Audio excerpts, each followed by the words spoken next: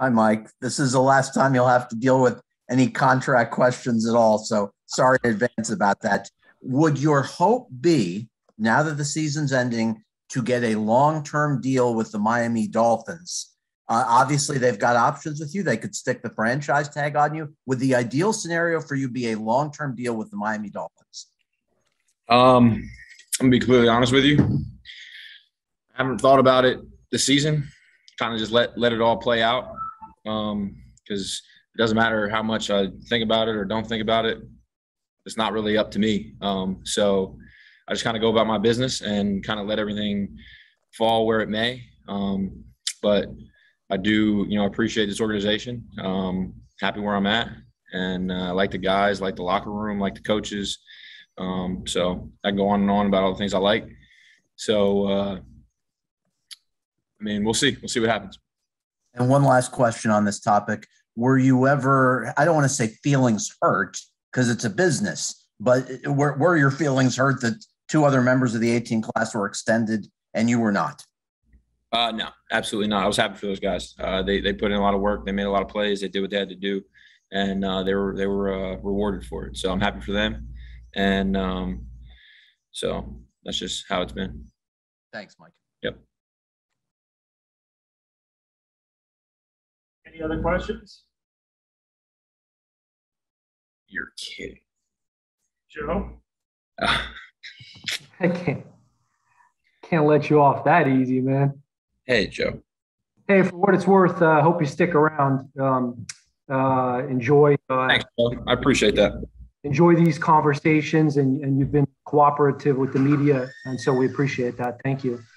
I do want to just ask you, in what areas are you most proud of your growth as a, professional athlete, professional football player, from start to now? I think just kind of like staying the course. It's not, some guys get in the league and they take off, and other guys, you fight through a little bit of adversity. You kind of learn, you grow, you realize what you're not good at, and you get better at those, and you realize what you're good at, and you improve at those, and you kind of excel in those areas. I think when I first got here in 2018, a lot of people were excited for the day that I wasn't here anymore. So that was a little interesting experience back during my rookie year. But, here I am now in 2022, and it's crazy. It goes quick, it goes fast, but you learn a lot. And I've enjoyed every single aspect of being, in this organization. Had a lot of fun, won a lot of games, learned from a lot of games, and just excited and grateful for another opportunity this upcoming Sunday. Thanks, Mike. Good luck on Sunday. Thanks, Joe. Omar? What are the areas where you feel like you have made the most growth in your game? And congratulations on the career year in receptions and yards. Because Thanks. You pointed out Durham's career year. Right. Durham's still continuing to, I know. He's still building on it. I know. Although I did throw a much better ball than he would have ever thrown. But we'll leave that at that. But I think the things in my game that I've gotten better from my first snap until today is just kind of being able to get off press coverage, being physical and route running, being able to fight through second level releases and contacts and things like that. Because I think anybody can kind of, not anybody, but it takes a little bit of creativity and a special player to get open versus zone and find the special spots in zone. But when you can win versus man coverage, and whether it's a corner or safety, I don't really see linebackers, but corner or safety, nickel, something like that, and you can go win in those situations. Those are crucial downs, mostly third down stuff. That's kind of where I excel in my role in third down. So I think, in terms of route running and things like that, I think I've gotten a lot better. And then just understanding the game, different coverages, how to run different routes for certain leverage, stuff like that. I wanted to ask you also the market. I mean, New England really set the market for tight ends. Did you guys a favor this off season? Then guys like Dallas, and Andrews Rose made the bar rise. Do you feel like this is a great time to be a tight end? Yeah, absolutely. I feel like I think I said it a couple weeks ago. You go out there and you make plays and you do what's asked of you, then you get what you deserve. So I think that you are entitled to what you deserve in this league, and that's what those guys have gotten, and I'm happy for them, and they continue to show it each and every week, and they keep setting the bar high each and every week. So I'm happy for them and their success and their bank accounts. Good for them. Travis?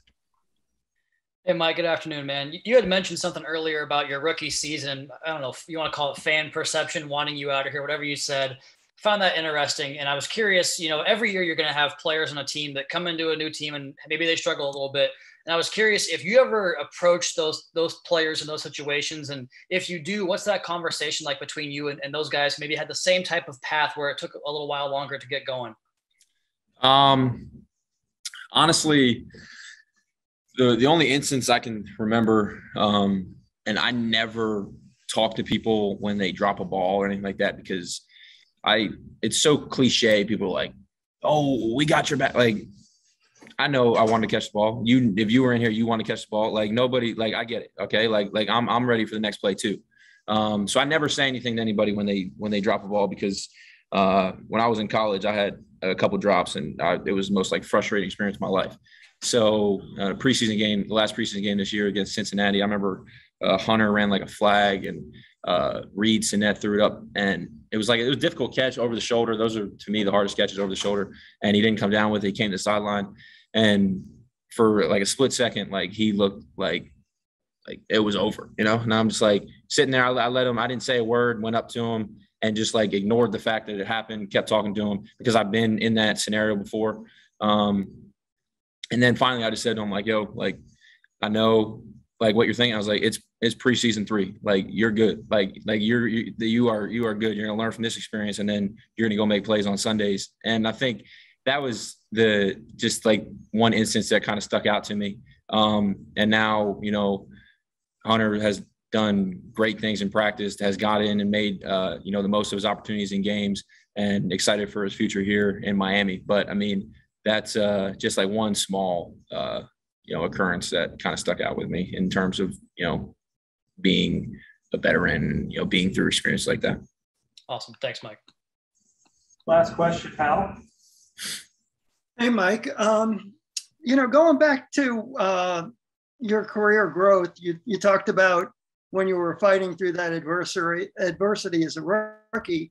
If I had talked to you back then and gotten maybe some truth serum and asked you where you would be in 2021, would you have envisioned that you would be where you are now, as accomplished as you are now, or not? Yeah, absolutely. I think, I remember back then, people talking about my confidence, things like that. And I was never at a lack of confidence. And